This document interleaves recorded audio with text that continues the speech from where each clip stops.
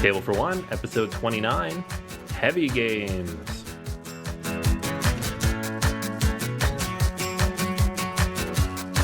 Hey everybody, welcome back to Table for One. This is episode 29, and we're going to take a little bit of a break from our whirlwind interview tour to talk about some heavy games this week. This is Anthony, once again, with Jason. Yo, my peoples, what's up? All right, and I'm kind of taking over this episode, guys. So Jason took over an episode a couple weeks ago. We talked about time stories. My turn. Talk about some heavy puzzle-like games. We try to be democratic up in here. So I have not played these games. I've looked at them, and I'm kind of curious about a couple of them. But we need to give Anthony a little bit of shine over here. So go for it, buddy. Yeah. It's been a while. I think Feast for Odin was probably the last big heavy one I talked about, and that was like episode 5 or something. So. And we'll definitely do some more of that. I do recognize that the big co-ops and all that kind of stuff, that's kind of catnip for me. But we have had some people kind of talk about, hey, we want some kind of meatier strategy stuff. And it's like, all right, here we go. Let's do it. Yeah. I recognize that most solo gamers don't necessarily want to set up and play a 4-hour game. There are some of us. There's actually probably a lot of us, but it's not the majority of a large growing segment of the hobby. But we're going to wedge these in here where we can, talk about some of the big ones and give you guys a chance to learn, what the options are out there. So bearing the lead as much as possible, the 3 games we're going to talk about today are Vinhos, the Deluxe Edition. That's a 2016 vintage that came out on Kickstarter last year. I see what you did there. Yeah. The Gallerist, also from Lacerda, so 2 big Lacerda games, and then another game that kind of actually snuck under my radar until I saw it nominated for the Italian Game of the Year award, is Tramways. So we'll talk a little bit about that one, and the designer there is a little bit kind of in the same vein as Lacerda, building these big, heavy, ridiculously complex games. So we'll talk about that a little bit too. So those are the 3 I want to talk about. Not gonna go super in depth on any of these in terms of strategy. After all, we only have like 30 minutes. That's 3 big heavy games, but these are games I get asked about a lot because they are big, expensive, hard to find sometimes. So not a lot of people have them, and the ones who do don't necessarily play them solo. So I don't think the solo modes get as much love as they could. But if you have the opportunity, let's talk about it. All right, let's do it. All right, so first up we have Vinhos Deluxe Edition. This was a relaunch. So Vinhos has been out for a little while. I think it came out in 2012, 13, 14. I don't know. I should have looked that up, but I didn't. But the first edition came out a while ago. It looked fine. It was what it was known for as being one of the heavier games out there. The Kickstarter from Gryphon Games, which picked up the license to it, was for a much bigger, prettier, better produced version of that game. And that meant upgrades across the board for everything. But the really cool thing that they did, or Lacerda did, the designer, is they went back and they retooled the whole game. So on one side of the board, you've got the 2010 vintage. Oh, there you go. It came out in 2010. You got the 2010 vintage, and that's just the regular game that came out a long time ago. It's a super hard one that everybody talks about. On the flip side, it's a 2016 vintage, which is a streamlined version of the game where they've actually taken out 3 pretty significant mechanics and either replaced them or removed them to streamline the game, which I think makes the game much more accessible, much more teachable, etc. for multiplayer. But that's not what we're talking about. We're talking about solo play, and this is the version of the game that you would play solo. So I cannot imagine playing this solo with the original version. I've played it multi-handed to learn a couple times, and it took 2 or 3 times through to learn the rules. And that was a bit of a brain twist because there's so much stuff going on. It's the kind of game where you build the vineyard, you upgrade the vineyard, you grow the wine, you sell the wine, you put the money in the bank, you take the money back out of the bank, you invest it, and then you hopefully sell the wine into, there's just so many different levels to it just to get anything out of it. Which is fun for me, not so much fun for the other people in my game group, and not really accessible as a solo. What 2016 does that makes it much more accessible is it gets rid of the bank. The money, all the money you talk about, you get little cardboard tokens of money. They're there. You can spend them. Awesome. Great. Super streamlined, much easier. It gets rid of the kind of funky bonus actions that were available. So now you have these, they're called magnates. So they're just these 3 experts in wine. If you meet certain conditions, you can go up there, take your barrels back and use those for getting points or money later, and take certain tiles, which you'll have access to later, that give you extra actions. The fair, which is a big part of the game, is much more streamlined. You don't have all these different tracks you have to upgrade and move around. It's just put your most valuable wine into the fair. You're basically bidding for the opportunity to take one of several different bonuses, and then ideally, get the most points out of that. So the way that the solo version works is you have a dummy player, or AI, whatever you want to call it. And so Vitel Lacerda's games, the dummy player is Lacerda. So you're playing against the designer to some degree.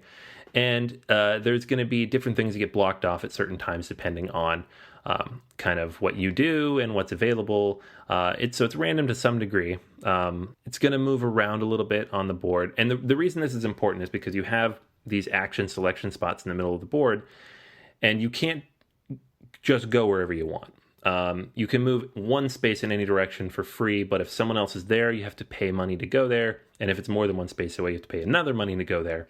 And if it's that round, based on the round marker you have to pay yet another money to go there. So it's important to kind of have that other person moving around in the form of the AI.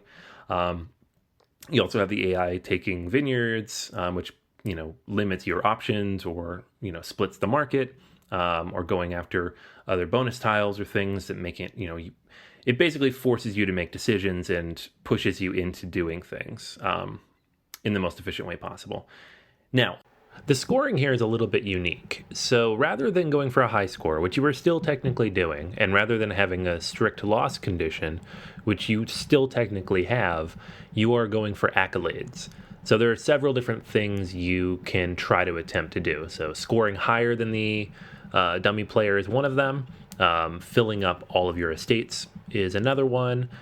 Getting certain achievements or getting more pieces on the board in certain markets. Those are all things you can do that will gain you accolades. And then your final score is determined by the number of accolades you have. So you can have as few as 0, and the rulebook does not list a loss condition here. If you have 0, it just says you did a very poor job and you need to learn more. But it is still technically, you're still just going for high score. Like you play through the entire game, you don't lose, you always finish the game, and maybe you just did poorly. And so, it has that kind of race for the top element to it. And I do like the way you can kind of pick and choose which elements you're going to go for. There's no strict focus on points. Maybe you're just trying to build out all your estates, knowing you'll get accolades for each of those. Maybe you're trying to get the higher score, ensuring that you get accolades for that. To get the top end, you need 15 different accolades, which basically means you need to do everything well and trounce the dummy player, which is fairly difficult. So there is a bit of challenge baked in. And the fact that there is no loss condition, it's similar to most heavy Euros. So that's not really it doesn't hurt the game necessarily. It's just a very interesting take on it. And I do appreciate it because it's different. It's not the same old, if you get 50 points, you're an emperor of wine or whatever, however they want to word it. There are titles, and they are based on the number of accolades you get, but it's a unique twist, at the very least. It is a big, heavy, beady game. There's a lot of different things you can do. The engine that you build up is very interesting and unique, and because it's hard to get out to the table due to its size and complexity, the solo version works pretty well. And there's a lot of other elements you can add into it, especially with the Kickstarter Deluxe Edition, that let you do more cool stuff. So I don't actually mind the high score race here. I feel like the way the AI is set up, the way it rotates around, the way it takes spaces and forces you to make decisions quickly. You can't be, very lazy building up your strategy over time and like, I'll go get that later because, I have 10 turns to do it, or knowing how many turns you have at any point in time, you might lose that. So that's interesting. At the same time, it is also, somewhat limiting and forces you to think in different ways every time you play the game. So I liked it. I don't think it's, as a heavy Euro, I don't think it's the best solo I've ever played as a heavy Euro. But I think it does a good job of translating Vinhos into a game that can be played solo in a way that's not unnecessarily complicated, and the AI, the dummy player, is not overly burdensome to play. It's very simple. There's only a couple of rules. So I like that. It is definitely a solo mode that's been built into the game after the game's been restructured. And I enjoy it, and I'll keep playing it. But if I was going to play a solo wine making game, I would play Tuscany for viticulture before this. And that, it's a lighter game, but it's just a better solo with the Automa. That's exactly my next question. Like Vinhos, this did not have to have the winemaking theme, did it? Vinhos? Yeah. It's always tough to talk about theme when talking about a Lacerda game, because no, technically, like, it could be anything, I guess, economically speaking, because this is very much an economic game. It's not based on the theme. It's not even about wine necessarily. It's about wine making, the act of growing it and selling it and getting awards for it. But, so it could have been like pigs, like pigs and like show pigs at a farm thing or something. I feel like they could have tweaked it to almost anything agriculturally and it would have worked. But at the same time, every single aspect of the game serves the theme well. So I don't really want to ding the game for theme, because I think it works thematically. But it's a heavy Euro. I mean, what heavy Euro is like spot on with its theme? Like, most of those games could be swapped out for anything with a little bit of work. But I guess the point I wanted to make about theme was it makes you think of a game that's more accessible and, I guess, not better, because it's kind of apples and oranges or red and white wine. But, if it makes you think of that game and you're going to reach to the shelf and say, oh, I'd rather play viticulture, doesn't that kind of isn't that a knock against the game a little bit? If you were asking me, like, which is the better game, I don't, like you said, apples and oranges. I don't know that I could pick one. They're both really, really good in their own way. But from a solo experience, I'd probably rather play viticulture with Tuscany, because it is more accessible, quicker, and the Automa actually builds in a bit of a strategy to it. All right, so with Vinhos out of the way, the other big, heavy Lacerda game I wanted to talk about is the Gallerist. Now, the Gallerist came out before Vinhos 2nd edition, but, who knows when the designs were done. But it obviously came out after Vinhos 1st edition, and it is a game all about, buying, selling art and curating it in the world of high art. So it's not about producing the art. It is about finding the artists and making them more famous and buying and selling their artwork for profit. The game's all about profit. You are trying to get money for yourself. Victory points are money. Very much the same as Vinhos, but it's. I feel like it. We talked about theme there a little bit. I think this is one where it'd be difficult to replace the theme with anything that isn't very similar. Like, you could probably twist this a little bit and make it, about finding talent, be like modeling or, acting or whatever, but it's going to be something similar because of the way it's built.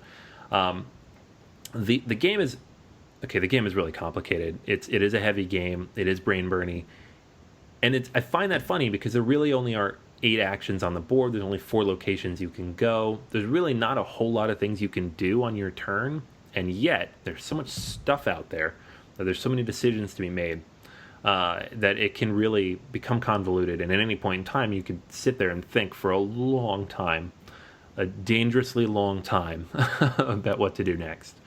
So I'm not going to run through the entirety of the rules. Like I said, we're not going to go through all that. It takes too long. But the basic idea of the game is you are discovering artists, you are then buying their artwork, you are making them more famous to increase their fame level, which is printed on the artist tiles which are on the board, and then you are moving that fame, the signature icon, up on the fame icons next to your own board, and then selling it at some point for a profit. And anytime you buy artwork, you can immediately sell it for a profit. It's always worth a little bit more than you paid for it. But the idea is to get it to be worth a lot more than you paid for it.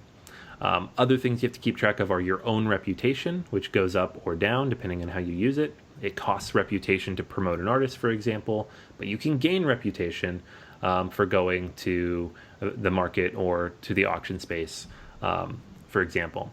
You're going to have your own gallery, which will be attracting different visitors. There are art collectors, VIPs, curators, people who will come to your gallery and usually give you some kind of bonus. The collectors are kind of a wild card. They're what's going to help you increase fame for people.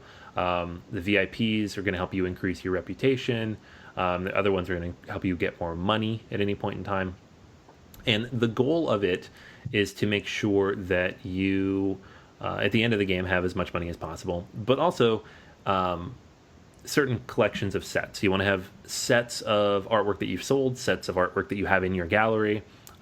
Different little tokens you're going to get from the market will be worth victory points at the end of the game, or they're worth reputation and money at the end of the game, which converts to points, obviously. So you want to make sure that those match up to the things you're actually doing. There are contracts you can pick up that you can fulfill by selling certain types of artwork. So as you can see, lots and lots of stuff to do. It's kind of an endless puzzle. I didn't even mention all the components. There are tickets that you'll get that'll help you move those people around, and on and on and on. It goes on and on. The solo game is about as simple as it gets, and I love this. So what it is there are 4 action spaces on the board, and you have your own Gallerist pawn, and on your turn you place it on one of those 4 spaces. Each of those 4 spaces has 2 actions you can take. So you pick which one you want to do, you take it. Someone else can move there. If you're there, they kick you out, and then you get to take a kicked out action after the fact. The solo player will start on a certain location on the board, depending on where you start, and they'll just move clockwise around the board each turn, moving from one location to the next. Every time they leave a location, they will leave one of their workers behind, so that you can kick them out. And basically, anytime they get kicked out or removed, they take a ticket off the stack. It's just a timer for the game. So you have a limited amount of time to complete whatever you're trying to do. If they go to the market, which they will, of course, every 4 turns, they're gonna purchase or move onto one of those tiles, take it off the board, and move one of their workers there. And those are majority spaces. So you're trying to get a majority in each of the 2 columns that are available. There are 3 columns in the game generally, but only 2 in the solo game. And if they get the majority, you're going to get less money from those columns. So you have to make sure you're beating them out for those.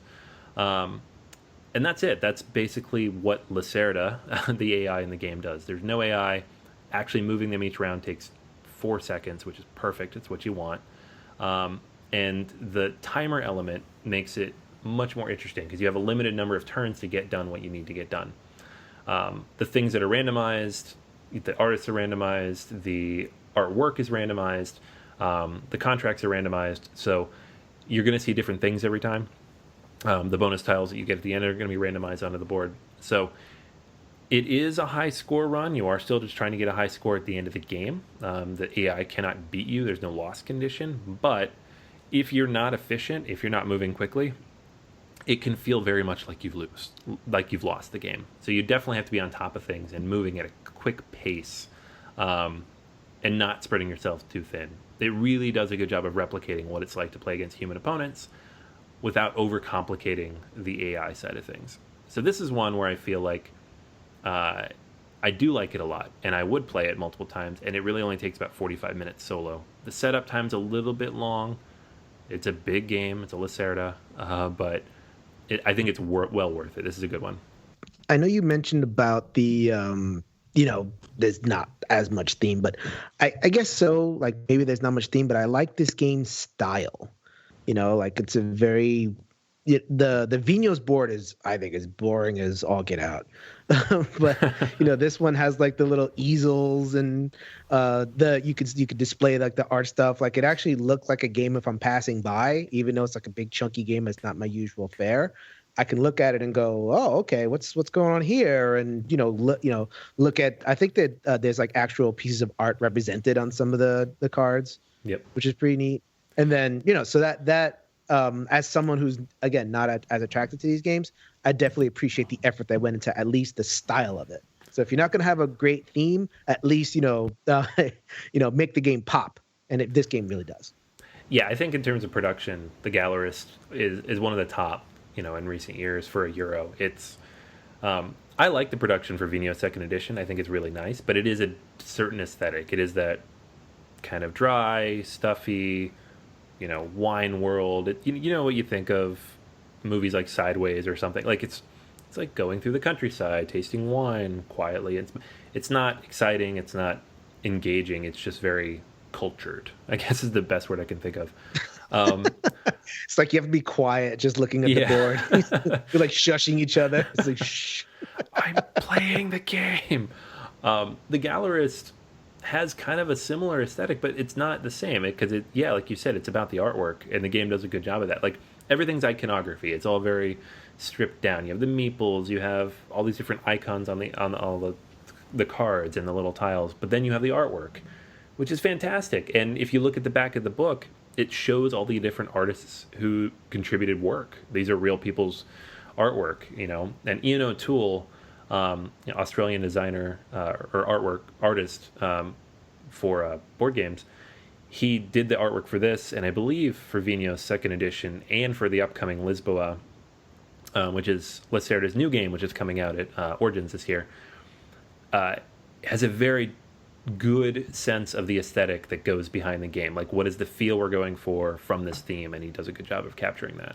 So I really, really like this one. It's fun to look at. It's fun to set up. It's fun to move the little artwork tiles into your gallery and build your own little gallery. Like as a Euro, it's sometimes, I'll admit it. Sometimes I bring like a Stefan Feld game or something out, and we'll put it out, and like I know people are going to walk by and be like, ugh. Dry Euro, woo! Mm-hmm. But this isn't one of those games. People might walk by and be like, I do not want to play that, but I appreciate what I'm looking at. Mm-hmm. I actually do want to get this to the table, so now you've pumped me up to play this game even more. Yeah, it's definitely worth it. I think wrapping your head around it takes a little bit. It is complicated, but once you do, again, you have three options really, because you can't go to the same space you are every turn. 3 places, and then pick one of the things. That's it. And then just how to use all those actions. And I love that. Like the simplicity and the limiting your number of choices you can make is always great. All right. So that is the Gallerist, the solo edition. And one thing I should mention, I guess, about these two games. They're both very expensive. So I think this is one of the big, like on BGA, we always talk about, is the game worth picking up? And one of the big factors is always price. I would not pick up Vinhos Second Edition to play solo. It's very expensive. I'd be borderline on picking it up without discount to play multiplayer, unless you're going to play it a lot, because it's hard to get out. The Gallerist, however, is very good. So if you can get a good price on it, if it's accessible for you, if you find a copy somewhere, I would say it's definitely worth it. It's a very good game. And it's much less expensive. So all things considered, even though Vinhos is also amazing, Gallerist is well within that wheelhouse. The last game I wanted to talk about is a newish game. This came out in 2016. I think it came out at Essen, and it is called Tramways. So it's from Alban Viard and AV Studio Games. And he's the guy behind Small City and the whole Small City realm of games. And Small City is... it's a pretty complicated game. Clinic is pretty complicated as well. And then Tramways, the third game in the series, is decently complicated. I'd say it's not quite as heavy as Small City, but it's fairly complicated. The idea behind it is that you are building tramways in 1920s version of Small City. And what you'll be doing throughout the game is you'll be taking cards that you get into your hand and playing them to trigger certain actions. There's a long list of actions you can take, but the basic idea is you will be building over lots, laying down tracks, or moving passengers across those things. And there's several other things you can do as well, making upgrades, improving buildings, improving tracks, all these things. The idea, which of course is to score points by going, based on a number of things. You're going to score points for moving across different tracks, You're going to score points if people go across your tracks. You get money for based on the number of links that you move. And there's a few other ways you get points as well, depending on which cards you have. So the really interesting thing about the game, and the reason that I like this so much as a solo game, is that it works really well without the dummy opponent, and it manages to get around the fact that there's no auction in a pretty elegant and efficient way, I think. The cards that you pull, the cards that you purchase, the cards that you'll be able to draw into your hand, it's kind of like a deck builder. You're buying different cards from multiple different places on the table, and then you're bringing them into your own discard pile, shuffling them up, and using those cards to basically do what you want to do. And each card has certain symbols on it. Let's say you want to put down a commercial building. You need to have a card that has the correct symbol to do that. Let's say you want to deliver or move a passenger to a residential building. You need to have a card with an R on it to get to the residential building. You need to have another card with the stripe on it to show that they can actually get on the tramway and travel along it. I really, really like it. It is small footprint. When you're setting up for solo play, you're only putting out, I think, 3 of the modules, or modular tiles, I guess, plus a scoreboard and your cards. So it doesn't take up a ton of space. Setup doesn't take too long. And the gameplay is, once you learn how to play it, which takes a little bit of time, but once you learn how to play it, you're looking at about 30 or 40 minutes to play a solo game through. The pieces are a little fiddly, of course, because you have all these tiny little cardboard things and these little circular discs. And if you pull up a picture of it, which I have in front of me now as I talk about it, but if you pull up a picture of it, it does look like a bit of a print and play quality board. But this game looks horrible. So you're underselling it, man. You're looking at this game, like you said, print and play. I mean, plus I'm looking at the board right now on the image on BGG, and it just looks like the piping for the tramways. It just it's like just boring brown thing. And like you said before, like you pass by this thing. Is this thing inviting at all? And it is. That is. The answer is no. No, for you, it definitely would not be. This is the kind of game that would appeal to your 18xx gamers, your food chain magnate fans. I'm among those. Not quite as heavy as some of them, but I don't generally care if a game has an ugly board. I think the thing that bothers me more is chintzy component quality, which these are not, surprisingly. Everything is well printed and high quality enough that it's not going to fall apart on you as you play with it. The cards are actually fairly decent quality too. But yeah, you're not getting a whole lot here component-wise. It's not a $120 game like the Lacerda is, so I think it's a fairly normal priced game for what you get in the box. I'm not sure it really got distribution in the US, so if you're in Europe or Canada, I think you could probably snag a copy, but otherwise it might be hard to find. But this is definitely, we talk about the Gallerist having some crossover appeal and Vinhos being this big epic production. This is neither of those things. This is, if you are a heavy Euro gamer, if you like puzzly solo games, and if you don't mind cruddy quality, not even cruddy quality, just ugly looking components, Tramways is really good and you'll like it a lot. If any of those things bother you, don't bother. Just trust me, don't bother. But it is a very good game. I get the sense of this game that it's like a lot of other games that are like this, so like a Lacerda is a Lacerda. Like it goes on the board and you just know what you're in for. And Uwe is an Uwe. He keeps on amping up the complexity with each game. So you get to Feast for Odin and it's like this gigantic box you can kind of beat someone up with if you really wanted to. This game looks like a lot of other kind of earlier Euro games that have been done. So does this game do enough to kind of separate itself from the pack? When I first pulled it out and learned it, I would have said no, because the core mechanics are pretty simple. Like it is like a lot of route laying games. There's nothing super, you are putting down tracks, you are claiming plots, and you are building buildings and then moving passengers along those paths. That's pretty much it. Where the game is really unique, and I think more modern, is in the card play. Because you are purchasing cards from a number of different places and getting them. At the beginning of every round, for example, there's an auction where the winner of the auction is going to go first, but they also get to choose first from a display of cards. So it's kind of an auction draft. And then you're building your deck based on not only the auction draft, but cards you can get from certain actions you take.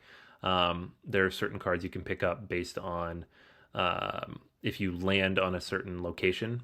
For example, like certain buildings, when you land there with a passenger, you get a bonus.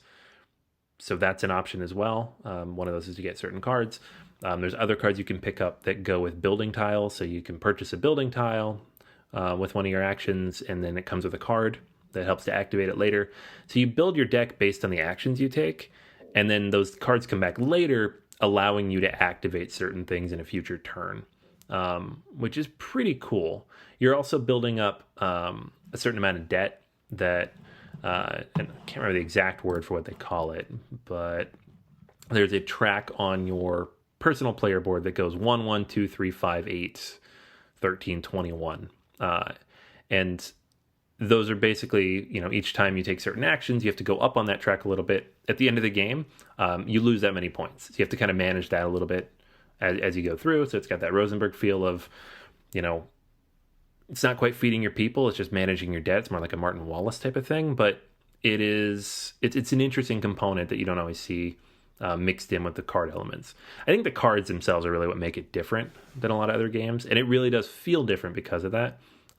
If you took that away, it would be a pretty standard, overly complicated, not very pretty track laying game. All right. 3 heavy games by Anthony, man. Thank you very much. Yes. So all 32 of you out there who are interested in that. Yeah, I would say all 3 are definitely worth playing if you have access to them. In terms of which ones to track down, the Gallerist is probably at the top of the list. Of these 3, it's probably my favorite. Tramways I like a lot. Like I said, if all those issues don't bother you in terms of like what you're looking at on the table, it's worth tracking down as well. And Vinhos, if it's a game you're going to play with other people a lot, definitely play the solo. It's decent, but it's not worth getting by itself. I'll be over to play the Gallerist with you at some point. I'm interested in that game a lot. Yeah, that's definitely worth playing for anybody, regardless of how you play it. So that's a good one, and I'm excited for his new one. So if you haven't seen it yet, Lisboa, which was on Kickstarter last year, is coming out. I think they're launching in Origins, so it'll be shipping to backers this summer and then be in stores by the end of the summer. So another big one with a solo mode. So I will be back and talking about that in about 3 months probably, once I have a chance to learn the rules, which is a multi-day process.